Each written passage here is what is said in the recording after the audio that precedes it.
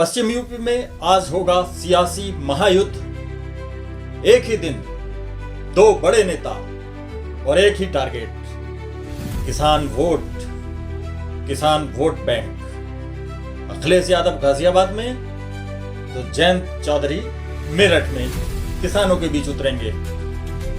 और सवाल यह है कि क्या होगा सीधा टकराव या फिर मुद्दों की राजनीति में दिखेगी नई रणनीति। पश्चिमी यूपी की सियासत में आज का दिन खेल बदल सकता है। नमस्कार दोस्तों, पश्चिम उत्तर प्रदेश की सियासत आज एक नए मोड़ पर पहुंचने वाली है।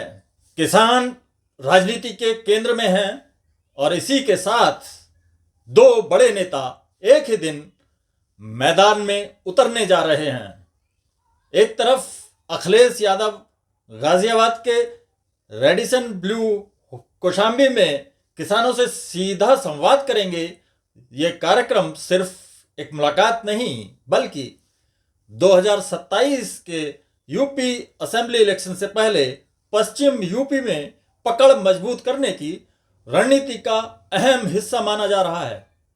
दूसरी तरफ जयंत चौधरी मेरठ के इकड़ी गांव में दोपहर करीब 2:30 बजे किसानों के बीच पहुंचेंगे। जयंत चौधरी का यह कार्यक्रम भी बेहद अहम माना जा रहा है क्योंकि राष्ट्रीय लोकदल की राजनीति का मुख्य आधार ही किसान और खासकर पश्चिम यूपी का ग्रामीण वोट बैंक रहा है। यानी साफ है, एक ही दिन, एक ही मुद्दा और दो बड़े चेहरे। ऐसे में सियासी तापमान बढ़ना तय है। अब सबसे बड़ा सवाल यही है, क्या मीरापुर विधानसभा उपचुनाव की तरह दोनों नेता एक दूसरे पर खुलकर हमले बोलेंगे या फिर इस बार दोनों अपनी अपनी रणनीति के तहत सीधे किसानों के मुद्दों पर ही फोकस रखेंगे। पश्चिम यूपी की राजनीति में किसान सिर्फ एक वर्ग नहीं है बल्कि चुनावी समीकरण का सबसे अहम फैक्टर हैं। गन्ना भुगतान, एमएसपी, बिजली दरें और कृषि कानूनों जैसे मुद्दे यहाँ के वोटिंग पैटर्न को सीधे प्रभावित करते हैं। ऐसे में दोनों नेताओं का किसानों के बीच जाकर संवाद करना साफ संकेत देता है कि आने वाले चुनावों में किसान वोट को लेकर मुकाबला और तेज होने वाला है। राजनीतिक जानकारों की माने तो यह सिर्फ कार्यक्रम नहीं है बल्कि शक्ति प्रदर्शन भी है। दोनों नेता यह दिखाने की कोशिश करेंगे कि किसानों के बीच उनकी पकड़ कितनी मजबूत है।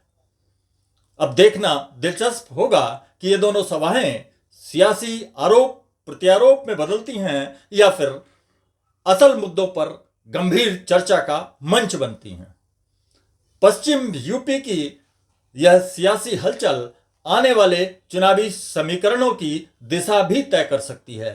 वैसे सूबे की राजनीति की मौजूदा स्थिति जानने के लिए दैनिक भास्कर के ताजा सर्वे पर नजर डालना बेहतर रहेगा।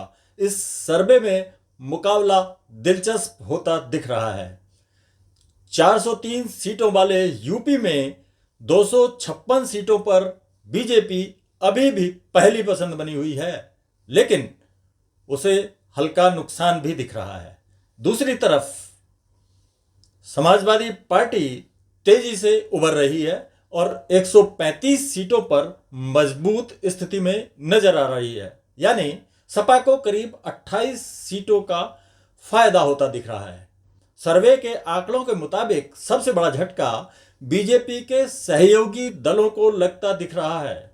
9 सीटों वाले आरएलडी को 5 सीटों का नुकसान दिख रहा है। इनमें से 3 सपा और 2 बीजेपी के पक्ष में जाती दिख रही हैं। इसे एंटी इनकम्पेंसी कहें या बीजेपी के साथ जाने का साइड इफेक्ट।